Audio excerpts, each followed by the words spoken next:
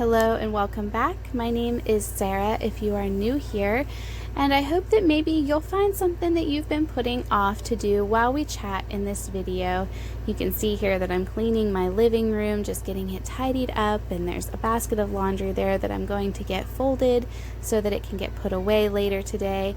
I'm taking advantage of some time while the kids are outside playing. They're having a water gun fight, and so I'm just looking to get something done, and so I hope that you'll join me and find something that you've been putting off as well. I read an article recently, it was actually in the Tightwad Gazette, about how to avoid feeling deprived. And I assume that since this book is written and the newsletter was written to people who were trying to be very frugal and save money, that is what they were going toward, the things that they were talking about, how to avoid feeling deprived when living that kind of a lifestyle. I think it's important to acknowledge that there are different reasons that people would choose to live a lifestyle like this. There are the people for whom frugality and saving money just comes naturally, and they don't feel any deprivation, of course, because they don't have any desire to have things or spend money. And then there are the people who are frugal by choice.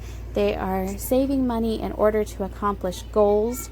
And the third group of people are the people who are living a frugal life outside of their choice. Their income isn't high enough, or their bills are very high, or something has happened, and so they've had to cut back and live a very frugal life without it being something that they set out to do. And both the people who are living a life of frugality by choice and those who feel pushed into that lifestyle can have moments where they feel deprived by the lifestyle that they are living. First, we have to take a look at what deprivation really is. And I don't think this word is used quite as much now as maybe it used to be. I don't really see people saying, "Oh, I feel deprived," but sometimes our actions are saying that we feel deprived even when our mouths aren't. But the definition of deprivation is the damaging lack of material benefits considered to be basic necessities in a society, or the lack or denial of something considered to be a necessity. By that definition, most of us are not truly deprived. Most of us have at least the basics of what are considered to be necessities. We usually have a place to live, we have clothing on our bodies, food in our bellies, fresh water, those kinds of things that are essential to life. And it also says necessities considered to be basic necessities in a society. And so in America, that might mean access to the internet or things like that. But most of us have the things that we need and the things that society would deem to be necessary. So why do we allow ourselves to feel deprived when we're not truly lacking necessities? We can get caught up in feeling sorry for ourselves when we consider ourselves to be lacking something that we think we deserve. Of course, we know that most of us don't really deserve a whole lot of anything. I would like to get into some practical ways to help avoid this feeling of missing out or of being deprived in a later video.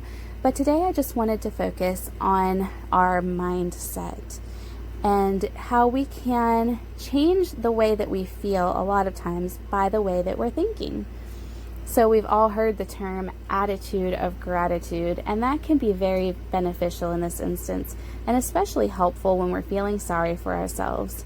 We can keep our minds focused on all the good in our lives, and that is a wonderful practice. Many people find it helpful to keep a gratitude journal and maybe write down a few things every day that they're thankful for.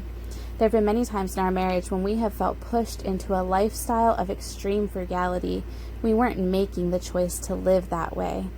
Like most people, we had times when we got sidetracked and felt sorry for ourselves. At one point, I had created a weekly paper that I would post on the bulletin board in our dining room each week, and it gave us a place to record things like our meal plans, our goals for the week, chore assignments, and also gave us a space to write down prayer requests and blessings. Everyone in the family was able to write things down as they happened or when they thought of something, and it was a visible reminder to all of us of how blessed we really were. Sometimes we can just choose to think, oh, I'm frustrated about this thing, and I wish I could do this, but instead I want to be thankful for what I have and look at all of the things that I have been blessed with. Next is changing our thoughts. Sometimes we think, I have to do something. And I've heard many people say that we should change that to get to. I don't have to do it, I get to do it. But I would say that we need to take that even a step further. We don't get to, we choose to. There are going to be times in our frugal journeys when we are doing something and we've made the choice to do it, but it still doesn't feel like an easy thing. Sometimes it's still not easy to say, I get to, but we can say, I choose to. We've made the choice to do something. For example, we might think, I don't have to eat leftovers today. I'm choosing to eat them to stretch my grocery budget so that I can accomplish my goals. Or we might say, I don't have to wear clothing from the thrift store. I'm choosing to do that in order to put more money toward another goal. One thing that has helped me many times as a mother, especially when my children were young, was reframing the thought, I have to come up with something fun for these children to do. Because when we were having a really difficult time, I felt like if I could put a smile on their faces, they wouldn't worry and things would seem better for all of us. But reframing that instead of I have to find something creative and something fun for these children to do, to saying I get to create memories for my children. I get to come up with creative ways to enjoy our time together without spending any money. Another way of reframing this idea of it being a choice and not a have to kind of thing is to come up with a challenge. It can be helpful to challenge ourselves in all different areas of our lives, and of course our budgets and our money saving lives are no different. I find it helpful to every month or 6 weeks or so come up with a new challenge, and that can be either a certain dollar amount for a specific category within our budget. It can be so many no spend days within a week or a month, or just not spending in a certain category. It can be just to reduce a certain category. There are so many different ways that we can challenge ourselves and to gamify saving money, and that can really help our mindset to shift to one that's more positive and helpful to our overall goals. So I would love to hear from you guys in the comments before I do my next video about some specific ways to have our budgets reflect our priorities and help us to avoid this feeling of deprivation.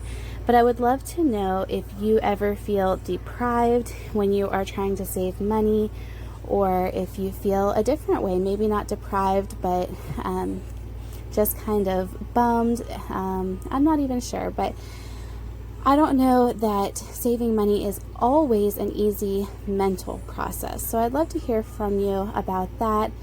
And I'd also love to hear your tips and tricks and different ways that you have been able to change your mindset to make saving money more fun, or to reframe it in your mind. Thank you guys so much for being here today. I look forward to seeing you guys in the next video. And that's it for today. Goodbye.